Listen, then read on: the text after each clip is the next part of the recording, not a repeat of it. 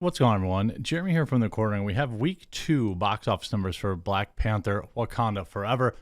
A movie by all reasonable standards is being enjoyed by the people that wanted to see it. Still holding a 95% overall audience score. Very, very strong. Now with 10,000 or so votes, I don't see that changing much. It'll probably drop a little bit, but pretty good. It's always good when people like a movie that they pay to see. I mean, that's just the long and short of it. You know, I think when woke movies fail, I think it's hilarious. But like, also sometimes critics don't like movies, but fans do, and I think like that's always a huge W. I don't really care if like the movie is critically acclaimed as long as it does well in the theater. I had very little interest in seeing Black Panther: Wakanda Forever because it didn't have, I don't know, Black Panther in it. Also, I was told by several very smart social media individuals that I wasn't allowed to pay money to go see it. And so I saved my money and I went to a craft fair instead, and I got some cute Christmas decorations. But this is bad news for Marvel. Now, you saw the first week. Very big numbers, impressive numbers. In fact, Black Panther 2 remains the number one movie at the box office right now. And I think that that's, of course, expected, given that there's like literally nothing else in the movies to see. There's She Said, whatever that is. I mean, they picked this weekend strategically because they knew there would be no real competition for almost a month. Black Panther: Wakanda Forever rules with 67.3 million. She Said flops. Now, I've talked about how big of how much money this movie actually needs to break even. We're going to get all that after a super quick word from this video's sponsor, Established Titles. Huge shout out to this video's sponsor, Established Titles. Established Titles is a project based on a historic Scottish custom where landowners are referred to as lairds or lords and ladies in English. They allow people to buy as little as 1 square foot of dedicated land so they can call themselves a lord or a lady officially. In return, they commit to plant a tree with every order and protect the beautiful, pristine woodlands of Scotland. Established Titles makes an absolutely amazing gift, and a person could officially get their name changed on documents. Their title pack gives you at least 1 square foot of dedicated land on a private estate and an official certificate with a crest. Established Titles is currently having a really big sale just for you, my subscribers. You can get an additional 10% off any purchase you make with the discount code THEQUARTERING. So click the link below. Go to establishedtitles.com/thequartering and use promo code THEQUARTERING to save an extra 10% today. Hey, it's great. It's Christmas gift time, so just bringing you some great ideas. So, you know, on its face, it looks pretty good.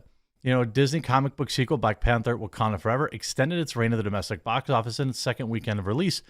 The 30th feature film installment in the MCU collected $67.3 million between Friday and Sunday. But adult audiences continue to reject films pitched directly at them. Steering clear of Universal's She Said, a look at a pair of New York Times journalists who brought out the Harvey case. Wakanda Forever, which opened to $181 million and has generated $288 million in North America and $546 million globally to date. The film's 63% drop was steeper than expected. Industry sources had expected a sophomore weekend of more than 70 million. Now, that's not that big of a difference. I mean, maybe to the bean counters, I mean, it's $3 million bucks. To any one of us, that's a lot of money. But I mean, it's not like you miss your projection massively. But this week we have Thanksgiving and Black Friday, and people are thinking about Christmas. Are they going to go to the movies as much? Well, you know, people are off work, especially Friday, the day after Thanksgiving. If you're not out shopping, you have the movies. I remember when I was a kid, we definitely went to the movies on that day a lot. And same on Christmas. Was it Christmas Day or New Year's Day? New Year's Day, I think. But that's actually a pretty big flop. And by comparison, the original Black Panther, which ignited to a blockbuster, which opened to a blockbuster $202 million in 2018, declined by only 44%. That's a massive drop. That's 20 points. In its second weekend with $111 million, but it registered as a especially remarkable second weekend business. Only 6 movies in history, 4 of which were Marvel, have ever generated at least $100 million in their second weekends. More recently, Marvel entities like Doctor Strange and the Multiverse of Madness, Thor: Love and Thunder, and Spider-Man No Way Home each fell back to earth by dropping roughly 67% after massive debuts. I'm not sure that it's going to make a lot of money. If it's at $546 million now, by conservative estimates, it still needs another $200 million to break even. $200 million to break even. Not to make a bunch of money, but to break even. And if you actually break it down film by film, this is really a phase 4 problem in general. Now, again, I don't think you could, like, categorically, this movie's not a flop. A flop would be like $200-300 million, you know, on a $700-800 million budget, you know.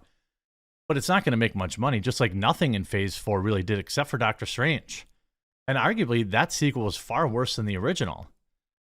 After Black Panther Wakanda's Forever $181 million opening led to the $209 million total domestic last weekend, the 4th best overall weekend of the year and 5th best since the start of the lockdowns, the numbers fell back down to earth this weekend. The total box office came to just $100 million, making it the first time since July that there were 2 9-digit weekends in a row, with Wakanda Forever leading the way at $67.3 million, down 63% from last weekend. While that isn't a bad number for Wakanda Forever, the hopes that the film would hold markedly better than recent MCU films were in vain. All in all, looks to play close to this year's earlier franchise installments of Doctor Strange and the Multiverse of Madness, which had a 67% drop in the second weekend with a multiplier of 2.2. Thor Love and Thunder, nearly 70% at 68%, second week drop in a multiplier of 2.4. And the first when compared to the first Black Panther, which was just 45%. Of course, the box office as a whole will continue to be sluggish until Avatar: The Way of the Water opens December 16th. I don't even know. I don't even think. Do you care about that movie? I feel like when Avatar first came out, it was like a thing to see because nobody had ever seen anything like that before, and it was like all the special effects, and people were talking about it. Now special effects have come so far, like, I just find myself being like, who cares? I mean, are you invested in the Avatar story? Maybe there is. It'd be awfully idiotic of me to underestimate fandoms. But it's been 10 years. Are people who saw Avatar 10, 15 years ago like, oh my God, finally, the sequel? Even if the film will fall considerably short of its predecessor, the $288 million 10-day total is the year's 3rd best, and should pull ahead of Multiverse of Madness, which had $293 million 10-day total over the next week, getting a boost from the Thanksgiving holiday and its weekend.